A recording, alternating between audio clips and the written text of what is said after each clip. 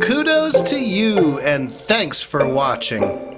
Today's class, the greatness of goats. And remember, everyone is welcome. So come along and let's learn together. Hey kids! Hello! Teacher, there's a goat outside. Oh, so you've met Kyle, our new groundskeeper.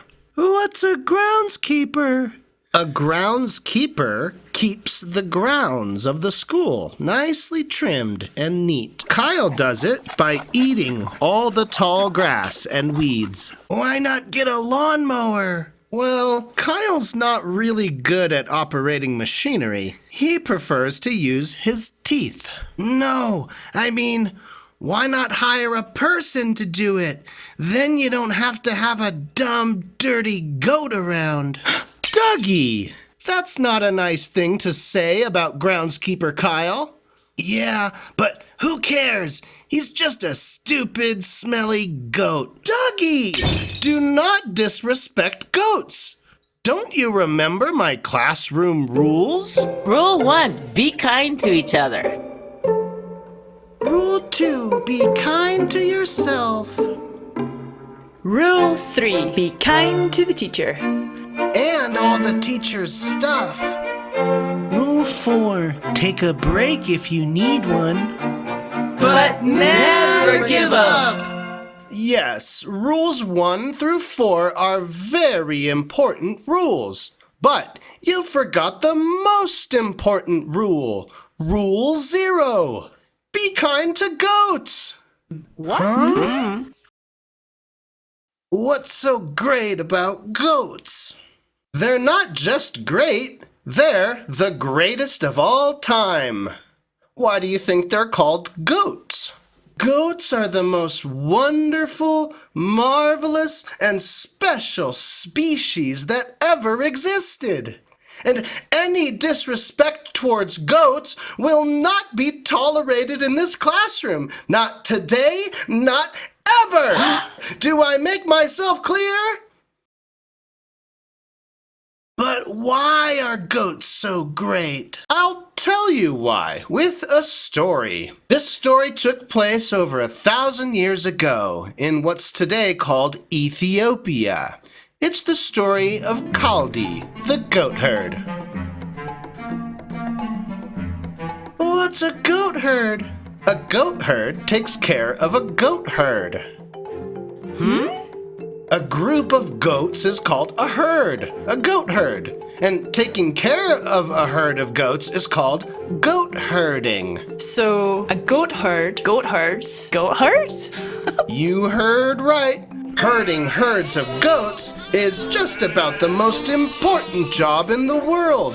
Kaldi had to watch over his goats while they foraged for food. He had to stay close by to ward off any predators. And he had to constantly count his goats to make sure they were all accounted for. And that was the hardest part of the job. What's so hard about that?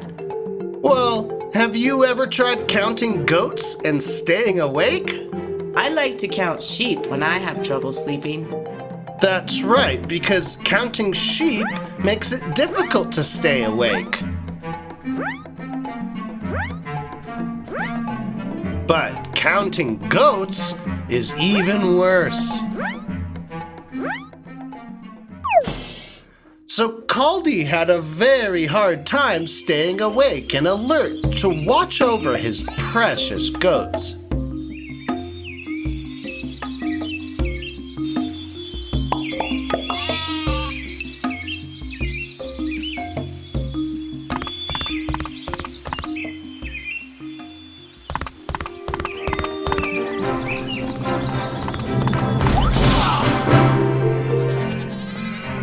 But one day, Kaldi and his goats were out exploring a new area when they came upon some lovely little trees with bright red and orange berries. Kaldi tried the berries and thought they weren't very tasty. What did the berries taste like? Well, they looked like plump, juicy fruits, but these berries were mostly just skin and seeds. The skin was tough and difficult to chew, and the seeds were slimy, hard, and bitter. But the goats sure seemed to like them.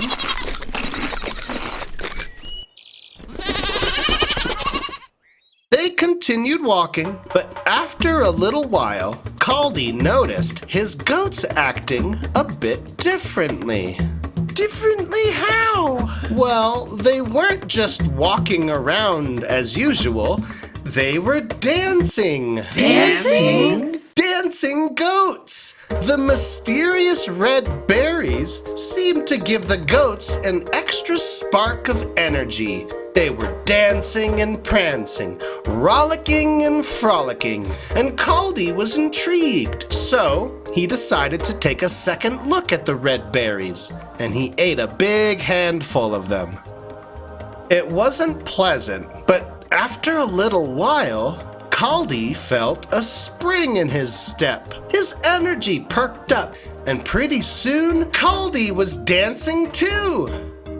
Whatever was in those berries made Kaldi and his goats feel alert, focused, and full of life.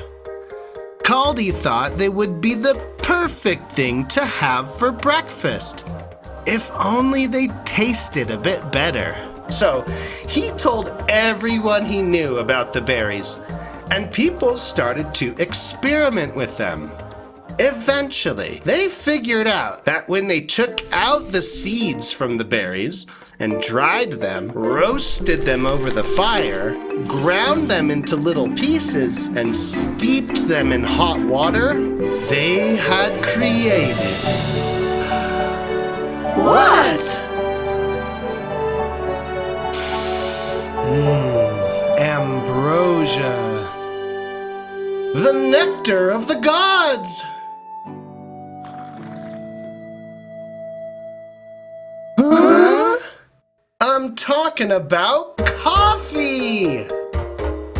Kaldi's goats had discovered coffee, and ever since, humankind has had the perfect breakfast beverage. I don't like coffee. I prefer tea. Me too. Oh, well, tea is very nice too. I'm not sure which animal discovered that, but it could have been a goat. So, I have to be nice to goats just because they ate some coffee berries? They eat everything! Well, that's not the only reason to be nice to goats. Watch out! Huh? Ah! I told you, Dougie. Be kind to goats.